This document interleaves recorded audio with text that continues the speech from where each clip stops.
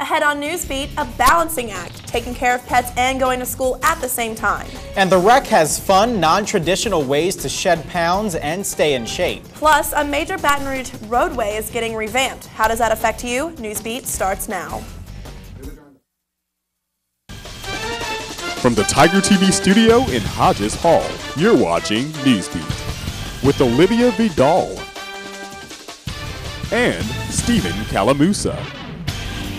Weather with Alexandra Cranford. Sports with Hobie RT. And entertainment with Melissa Clark. Newsbeat, Eye on LSU. Good afternoon and thanks for joining us on this Tuesday edition of Newsbeat. I'm Olivia Vidal. And I'm Stephen Calamusa. Thanks for joining us. Baton Rouge traffic is already a headache to drive in, especially during rush hour. But Tiger TV's Liz Shackelford shows us why a $16 million revamp of Starring Lane has neighbors feeling unsure. Residents of the Highland Creek subdivision are making room for a new neighbor. Part of Mayor Kip Holden's Green Light Plan, the Starring Lane Extension project will take Starring from Highland Road all the way to Burbank Drive through the middle of a 200-home neighborhood. Well, the residents in that area will have a more direct route to Starring Lane. Formerly a park and playground, this space will be home to 4 lanes of traffic and sidewalks for pedestrian safety. Currently, there is only one way in and out of the neighborhood leading out to Highland Road, and the limited entrance makes some residents feel safe. People would be flying down Starring, and that's a backyard. Cricket has a tendency sometimes to get loose, and the fact that there is only one way out, it makes it safer. But Sammy's Grill owner, Sammy Nagan, looks forward to expanding the roads along with his clientele. I think it'll help business also, getting people in and out of here a little bit quicker, and we're looking forward to it. The half-mile construction project will include sound walls to relieve noise problems for neighbors. Despite temporary inconvenience, project director Michael Songi believes the expansion is for the greater good. But the bigger benefit is just the general public that's coming down Starring Lane would not have to have that congestion in Highland Road and Gardier Lane. For Tiger TV, I'm Liz Shackelford, Eye on LSU. The project is set to be completed in 2010. Other projects on Mayor Holden's agenda include expansions of Brightside and Nicholson Drives. Starring Lane is not the only project under construction in the area. While many of us were celebrating Mardi Gras, the Union Post Office seemed to disappear. Originally in the Student Union, the United States Postal Service has only relocated to a pair of trailers behind the Faculty Club. The move was necessary because of renovations currently underway in the Student Union. Contractors say plumbing was a major concern, and Union Director Shirley Plakitas says the temporary offices were previously used in late 2005. Mobile units that you see here are actually leftovers from the aftermath of Katrina. They were post offices that the U.S. Post Office had in various small communities in South Louisiana. Plakitas predicts the post office will be back to its original location within a year. Do you know what the rec center has to offer besides weights and treadmills? Tiger TV's Hillary Whitmore shows us some of these extras that might have you taking an extra trip to the rec. Most students go to the rec center on a daily basis for a good old-fashioned workout. But what else does this building have to offer? Most students are aware of the swimming pool and the racquetball courts available, but not everyone knows that things such as canoes, kayaks, and even tents are theirs to rent. Not only does just sitting around, like if you just sit around, like you get out of shape and it's of course not healthy for you, but just the fact that exercising makes you feel better. And I feel like with such a stressful environment that college is, that you need some sort of stress release, and so I think exercise is a good way to do that. Action-packed classes such as kickboxing and karate are offered daily for those interested in a new variation of a cardio workout.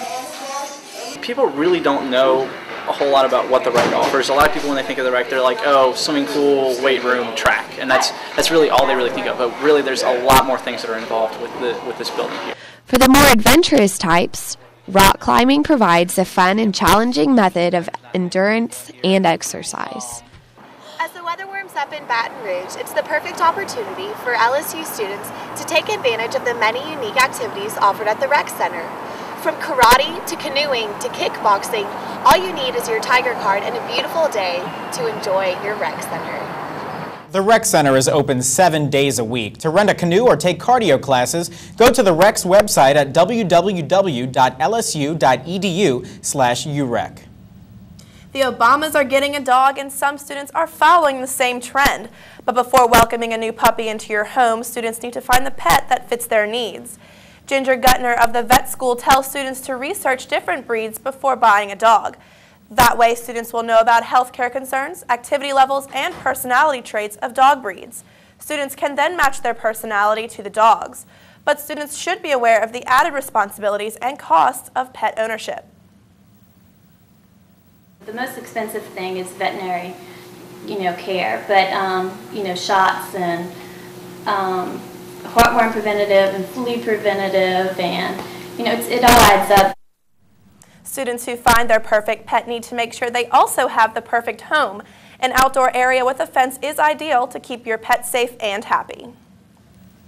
Still to come on Newsbeat, Alexandra Cranford will give us a look at the local forecast. And later, why heaps of hamburger patties are splattered all over this Utah highway. But first, Mother Nature continues to dump bands of snow on much of the Northeast. We'll have that story next.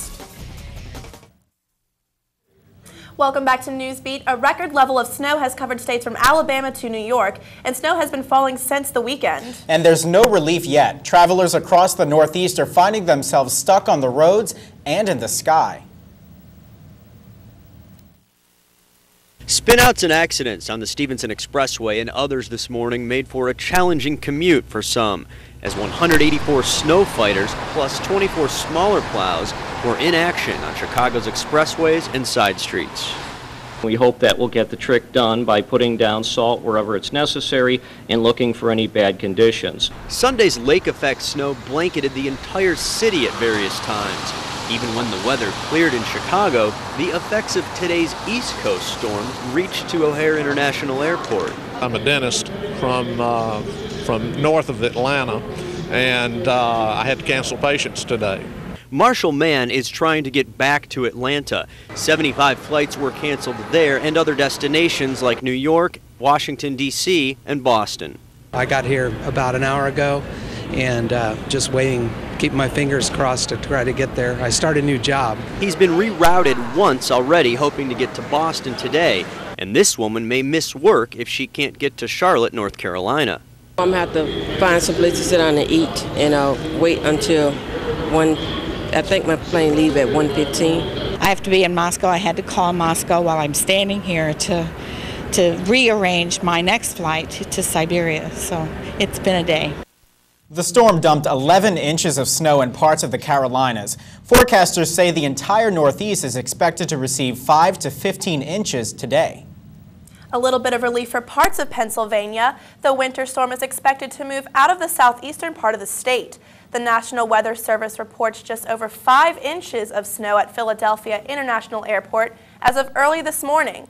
Snowfall totals in the suburbs are ranging from 3 to 7 inches. Some folks have been enjoying the wintry mix, playing in the snow and building snowmen, but others are still dealing with traffic delays on the roads. Crews in Bastrop County, Texas are still battling massive wildfires that have scorched more than 1,200 acres of forest. A wildfire that destroyed about 40 homes and businesses near Austin is nearly fully contained. Authorities say the 1,200-acre fire started Saturday after a power line fell. Crews are monitoring hot spots while others work to extinguish the flames.